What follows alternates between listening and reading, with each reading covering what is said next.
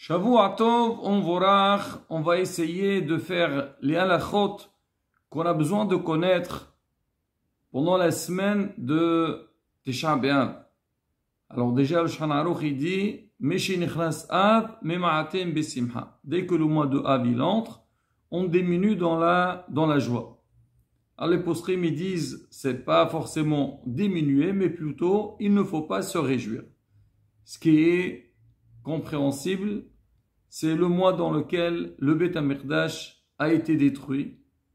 Et Am Israël a besoin, ou plutôt il doit s'attrister sur cette grande perte et aussi prier pour qu'Kadosh Baruch Hu, donc il nous renvoie à nouveau le Beth HaMikdash. Alors maintenant, il faut savoir exactement ça veut dire quoi ne pas se réjouir. Alors le Shulchan Aruch, dans la suite, il dit Shavua Shehalbo. Alors Rabotai, je voudrais faire une petite précision. Et après, on va voir c'est quoi les règles qu'on doit respecter. Il faut savoir que les halachot de Tisha B'Av, il y a énormément de minagim. Ça dépend beaucoup des communautés. Il y a des communautés qui ont pris beaucoup de restrictions sur eux et ils commencent déjà depuis le 17 Tammuz.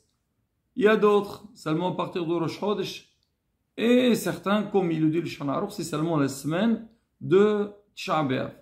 Et même dans ça, Rabotai, ça dépend de quelles règles on parle. On va essayer de dire ce qu'il dit le Shulchan Aruch et après on dira aussi les minagim. Donc c'est pour ça, il faut écouter jusqu'à la fin.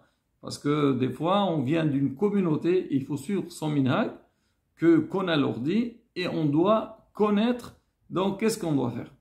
Alors je tiens à préciser que malgré les interdictions ou les restrictions que la halakha nous demande, on nous donne aussi des solutions pour pouvoir supporter donc ces halachot, ces règles de deuil sur la destruction du temple. Alors déjà, Shulchan Aruch il parle de Shavua Shehalbo, la semaine dans laquelle il tombe Tisha B'Av. Alors j'explique. C'est-à-dire quoi Shavua Shehalbo? Par exemple, si Tisha B'Av il tombe jeudi, donc la semaine c'est depuis samedi soir précédent jusqu'à le jour même de Tisha B'Av. C'est ça Shavua Shehalbo. Si Tisha B'Av il tombe mardi, donc c'est de samedi soir jusqu'à mardi. S'il tombe dimanche, il n'y a pas de Shavua Shehalbo, parce que Shabbat, donc on ne fait pas de deuil. Et donc, à la sortie de Shabbat, on démarre Tisha B'Av, donc il n'y a pas de semaine de Tisha B'Av. Alors maintenant, ça c'est Shavua Shehalbo. Maintenant, le Shulchan Aruch il dit, alors pendant cette semaine, on ne se rase pas la barbe, on ne se coupe pas les cheveux, on ne lave pas les habits, on ne se lave pas. Alors maintenant, alors si le Shulchan Aruch il le dit, donc il faut le faire. Alors comment faire? On nous dit, écoute, tu ne dois pas te laver. Est-ce que c'est possible de ne pas se laver pendant une semaine? Shulchan Aruch il précise, il dit, ce qu'on a dit que c'est interdit de se laver, c'est avec l'eau chaude. Parce qu'on se lave avec l'eau chaude, il y a un plaisir. En fait, toute une question de plaisir. Il ne faut pas se faire un plaisir pendant cette semaine. Mais avec l'eau froide, Shulchan Aruch il dit, il n'y a pas de problème. Plus que ça. Il y a des décisionnaires qui ont dit que si quelqu'un, c'est très difficile de prendre une douche froide, il pourrait donc ajuster avec de l'eau chaude de manière que l'eau ne soit pas très froide, c'est-à-dire elle est supportable. Elle n'est pas chaude, même pas tiède, moins que tiède, mais elle est supportable. De là, Rabotai, il y a une halakha qui sort et que beaucoup négligent.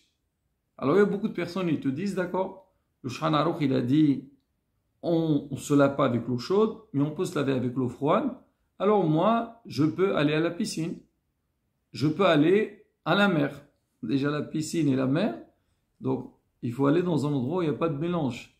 Hommes et femmes, Morena Rav Yosef, il rapporte dans son livre Hazon Ovadia, donc il parle sur ça, il parle aussi sur les chansons et les fêtes, on verra, donc par rapport au temps qu'on a pour ces halachot-là, il dit tout d'abord, il faut savoir si on va nous permettre de faire certaines choses, il faut que ce soit déjà selon la halacha.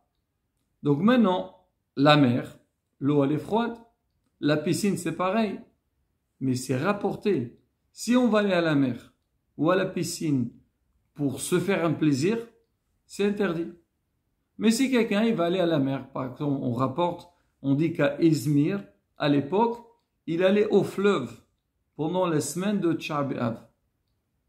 Le fleuve, l'eau elle est froide. Et là-bas c'est un plaisir. On dit non, pourquoi? Ça veut dire quoi? Il allait au fleuve? Parce que là-bas, il n'avait pas comme aujourd'hui des douches. Donc aujourd'hui, Baruch Hashem, on a la possibilité de nous doucher, de nous laver sans aucun problème. Mais à l'époque, non, il fallait aller à l'extérieur. C'est pour ça qu'il allait au fleuve. Mais si quelqu'un aujourd'hui dit je vais aller à la mer, parce que bon, c'est pas l'eau chaude, elle est froide, mais si tu vas là-bas pour t'amuser, là, c'est interdit. C'est permis si jamais tu as besoin de te rafraîchir. Ça, la beauté concernant donc se laver. Alors, il y a certains, comme le minhag, qui dit le Hagga. C'est le minhag ashkenazim, ils disent depuis Rosh Chodesh déjà, on ne se lave pas. Et c'est pas seulement qu'on se lave, c'est pas seulement avec l'eau chaude, mais même avec l'eau froide, ils ne se lavent pas. Et sur ça, il y a différents minhagim. Donc on a dit le minhag des ashkenazim, ça pas du tout. Donc les Sfaradim, il y a certaines communautés qui commencent depuis Rosh Chodesh, donc à ne pas se laver, mais avec l'eau chaude. Mais avec l'eau froide, ils se lavent. Il y a des Sfaradim que eux, comme les Ashkenazim, même avec l'eau froide, ils ne se lavent pas. Reste la veille de Shabbat, vendredi après-midi, la Rabotaï, donc beaucoup de posrim Sfarad, même que eux, donc ils écrivent qu'on ne se lave pas même avec l'eau froide depuis Rosh Chodesh. Quand on dit Rosh Chodesh, c'est le lendemain de Rosh Chodesh, c'est-à-dire de Av. Ils disent mais quand même vendredi après-midi, alors puisque on se prépare pour Shabbat, donc on aurait le droit de prendre, si quelqu'un, voilà le lachon, si quelqu'un tous les vendredis, alors il se douche pour Shabbat, donc il ne doit pas se priver ce vendredi-là de Shabbat Hazon et ne pas se doucher. Mais si quelqu'un, c'est vrai, il parle de ça parce qu'à l'époque, c'était pas toujours évident de se laver. Il faut chercher l'eau, il faut trouver un endroit dans lequel on va se laver. C'était pas évident la bouteille. Mais bon, aujourd'hui, Baruch Hashem, les gens, c'est sûr, au moins une fois par semaine ils se lavent. Donc si on a l'habitude, donc beaucoup de décisionnaires sfarad, ils tolèrent. Certains, ils disent non, comme le Havel, l'endeuillé, lui, il a le droit de se laver seulement son visage, ses mains et ses pieds. Après, Rabotai, comme on dit, Hacham Aina ou Berosho. Ça, c'est concernant le se laver. Maintenant, on dit, c'est la même halakha pour laver nos habits. Alors, la semaine, Shabbat, toujours le Shulchan Aruch, il dit, Shavua Shehalbo, on n'a pas le droit de laver sans linge. Et c'est pas seulement ça, même si on ne lave pas le linge, on n'a pas le droit de porter des habits qu'on les a lavés, mais on ne les a pas portés. Par exemple, moi, j'ai fait mon linge, je l'ai lavé depuis avant la semaine ou même avant Rosh Chodesh, et maintenant, moi, j'ai envie de le porter. Donc, cette période-là, c'est interdit. Alors, comment faire? On va garder les mêmes habits pendant une semaine, et surtout si on commence Rosh Chodesh. Donc, c'est énorme. 9 jours, c'est pas évident, la bouteille. Pour ça aussi, on a donné une solution. C'est quoi la solution? Alors, on dit déjà avant Rosh Chodesh, ou pour celui qui fait que Shavua Shehalbo, alors on peut, par exemple, on prend une douche, on porte des habits au moins une demi-heure de temps, on les enlève, on les met de côté et on aura le droit de les porter pendant la période interdite. Parce qu'on ne considère pas que ces habits-là, des habits c'est-à-dire on les considère plutôt des habits qui ont été déjà portés. Un habit qui est déjà porté, donc il n'y a pas de problème. Alors, je rajoute une autre halakha que c'est vrai que beaucoup s'étonnent sur ça, mais qu'est-ce que vous voulez? C'est l'halakha.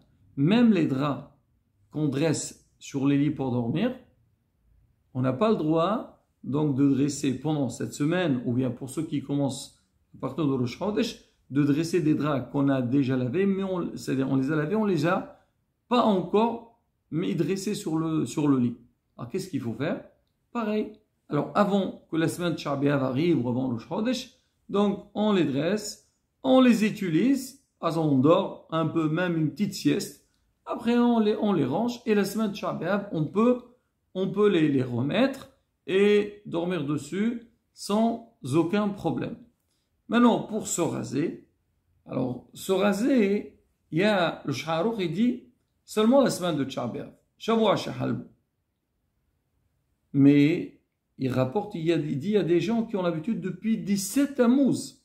Et bien maintenant, notre minhag, nous c'est vrai que tous les règles que je viens de citer, on les démarre le lendemain de Rosh Chodesh Av, mais pour se raser, déjà depuis 17 Tammuz, on ne se rase pas ni les cheveux, ni la barbe, jusqu'au lendemain de Tisha B'Av. Mais le lendemain, alors là aussi, mais bon, on ne va pas parler de ça maintenant, mais en tous les cas, cette période, déjà, on se coupe les cheveux, on ne se rase pas. Maintenant, le Shulchan Aruch, lui, dit non, seulement la semaine de Tisha B'Av. Et quand Tisha B'Av, il tombe dimanche, il y a beaucoup de rabbanim qui disent qu'il ne faut pas se raser le vendredi qui est juste avant Tisha B'Av. Pourquoi? Parce qu'eux, ils disent, il n'y a pas Shavua Shehalbu. Alors, si la personne va se raser la barbe le vendredi, le soir, Tisha B'Av va entrer, alors là, on disait, on l'entend comme un hatan, comme un nouveau mari hybride. C'est pas cabot, Tisha B'Av, il faut qu'on sente que c'est un jour de deuil, qu'on n'est pas bien, qu'on a le cœur brisé. Et c'est pour ça, beaucoup y conseillent. Alors, par exemple, le minhag à Tunis, même que à Djerba, depuis le 17 Tammuz, il se coupe pas les cheveux. À Tunis, c'est seulement à partir de Rosh Chodesh Av. Parce que les rabbanim me disent, Shavua Shehalbu, c'est pas suffisant. On sent pas vraiment, donc, l'arrivée de Tisha B'Av. Et là, pareil, donc, il faut que la personne prenne ses précautions à l'avance. Comme ça, Bezrat Hashem, donc, on est déjà prêt. On peut supporter, donc, ces jours-là, même que ce sont des jours difficiles. Et bien sûr, il faut prier Hashem que Bezrat Hashem, ça serait des jours de Simha et on fera vraiment la fête. Bezrat Hashem, prochain cours, on parlera d'autres règles qu'on doit respecter pendant cette semaine, pendant ces jours-là, avant Tisha B'Av.